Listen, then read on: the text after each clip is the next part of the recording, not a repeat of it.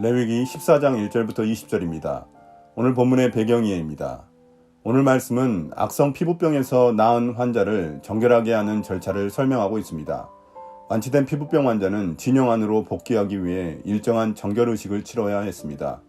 또한 속건제, 속죄제, 번제, 소제까지 모두 하나님께 드려야 온전히 회복될 수 있었습니다.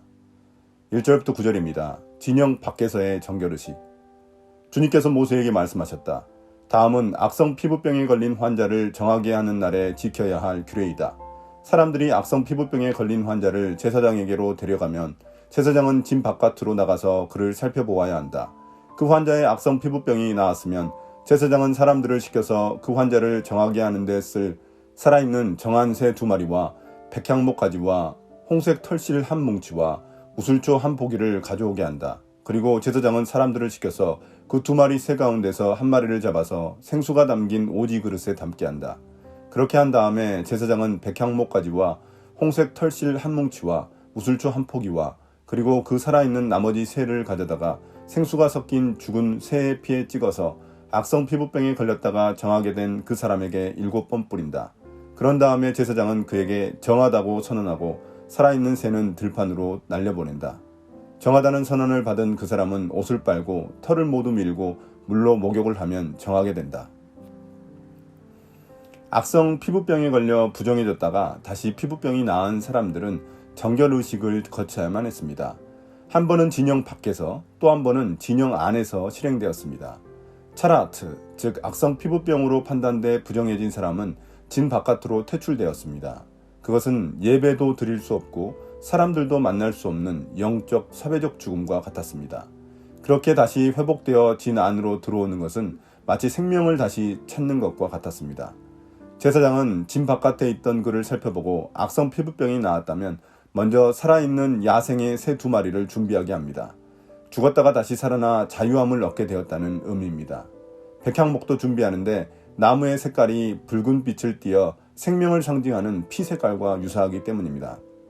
레위기에서 피는 생명을 상징하기에 부정한 것을 정결하게 하는 데 사용됩니다. 홍색 실 한 뭉치도 준비하는데 마찬가지로 피를 상징하는 붉은색입니다. 우슬초는 피를 뿌리기 위한 도구입니다. 제사장은 우슬초에 피를 적셔서 피부병이 나은 사람에게 뿌리게 됩니다. 제사장은 2마리 새 중 1마리는 도살해서 생수가 담긴 그릇에 담습니다. 생수는 생명을 상징합니다. 그리고 백향목 가지와 우슬초를 털실로 묶어서 생수가 섞인 죽은 새의 피에 찍어 사람에게 7번을 뿌립니다. 7번 뿌리는 것은 부정함에서 완전히 깨끗해졌다는 의미입니다. 죽은 1마리 새 외에 남아있는 또 다른 새는 들판으로 날려보냅니다. 그 이유는 고침받은 사람이 지니고 있던 부정함을 그 새와 함께 실어보내는 것입니다. 또한 고침받은 사람이 이제는 새처럼 자유롭게 되었다는 의미입니다. 또한 정하다고 선언을 받은 사람은 이제 자신의 옷을 빨고 털을 모두 밀고 물로 목욕을 해야 합니다. 완전히 새롭게 태어났다는 의미입니다. 이제 그는 진 안으로 들어올 수 있었습니다. 그렇지만 곧바로 자기 집으로 들어갈 수는 없고 또다시 일주일을 집 바깥에서 지내야 합니다. 마지막 의식이 남아있기 때문입니다. 8절 후반부부터 20절 진영 안에서의 정결의식. 그리고 진으로 돌아온 뒤에 그는 이레 동안 장막 바깥에서 살아야 한다. 이레째 되는 날에 그는 다시 털을 모두 밀어야 한다. 머리카락과 수염과 눈썹까지 털을 다 밀어야 한다. 그런 다음에 옷을 빨고 물로 목욕을 하면 그는 정하게 된다. 8회째 되는 날에 그는 흠없는 순양 2마리와 흠없는 1년 된 어린 암양 1마리와 곡식제물로 바칠 기름 섞은 고운 밀가루 10분의 3 에바와 기름 한 록을 가져와야 한다.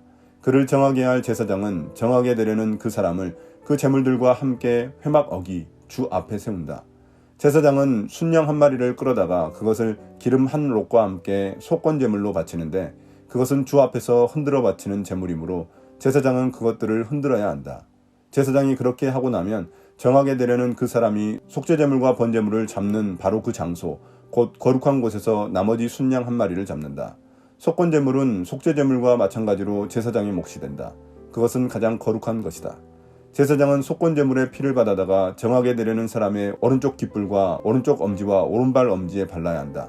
그런 다음에 제사장은 기름 한 록에서 얼마를 덜어 왼손 바닥에 붓고 오른쪽 손가락으로 왼손바닥에 부은 기름을 찍어 그 손가락에 묻은 기름을 주 앞에서 7번 뿌린다. 그리고 제사장은 손바닥에 남은 기름을 정하게 되려는 그 사람의 오른쪽 깃불과 오른쪽 엄지와 오른발 엄지에 이미 발라놓은 속건 제물의 피 위에 덧바른다. 그리고 나머지 기름, 곧 제사장의 손바닥에 남아있는 기름은 정하게 되려는 사람의 머리에 바른다. 그리고 나서 제사장은 주 앞에서 그 사람의 죄를 속하여 주어야 한다. 부정한 상태에서 이제 정하게 되려는 그 사람의 죄를 속하여 주려고 제사장은 속죄 제물을 바친다. 그렇게 한 다음에 정하게 되려는 그 사람이 번제물을 잡으면 제사장은 번제물과 곡식 제물을 제단에 바친다. 이렇게 하여 제사장이 그의 죄를 속하여 주면 그는 정하게 된다. 이제 진영 안으로 들어와서 자신의 장막 밖에 일주일 동안 머문 사람은 7일째가 되던 날 다시 정결의식을 치르게 됩니다. 그는 일주일 동안 자란 몸의 모든 털을 다시 밀고 다시 옷을 빨고 목욕을 하면 정결의식을 마치게 됩니다. 이러한 마지막 의식은 그 다음 제사를 드리기 위한 준비 절차입니다. 정결해진 사람은 8일째가 되던 날 회막에서 4가지 제사를 진행합니다. 필요한 제물은 속건제와 번제를 위해 어린 순양 2, 속죄제를 위해 어린 암양 1, 소제를 위해 고운 가루에바 10분의 3과 기름 1록입니다. 배상할 때 드리는 속건제를 먼저 드리는 이유는 하나님께 예배드리지 못해 발생한 손해를 배상한다는 의미입니다. 또한 제사장은 속건제물의 피를 취해 사람의 오른쪽 깃불, 엄지손가락, 엄지발가락에 바릅니다. 이 의식은 제사장의 취임식에서 행한 것과 유사합니다. 이것은 다시 한 번 더 정결하게 되었다는 것을 알리는 통과 의례입니다. 그 다음 제사장은 성막 앞에 기름을 7번 뿌리고 남은 기름은 사람의 오른쪽 깃불, 엄지손가락, 엄지발가락에 이미 바른 피 위에 기름을 덧발라야 합니다. 머리에도 바르는데 이는 그가 해방되었다는 것을 의미합니다. 일주일 전에 피를 바르는 의식이 초벌 의식이었다면 제8일째 피와 기름을 바르는 의식은 정결의식을 마감하는 의미가 있습니다. 속건제 후에는 속죄제, 번제, 소제를 드리게 됩니다. 오늘의 묵상 포인트입니다. 첫 번째, 하나님은 누구신가? 제사장은 병을 진단만 할 뿐 고치시는 분은 하나님뿐입니다.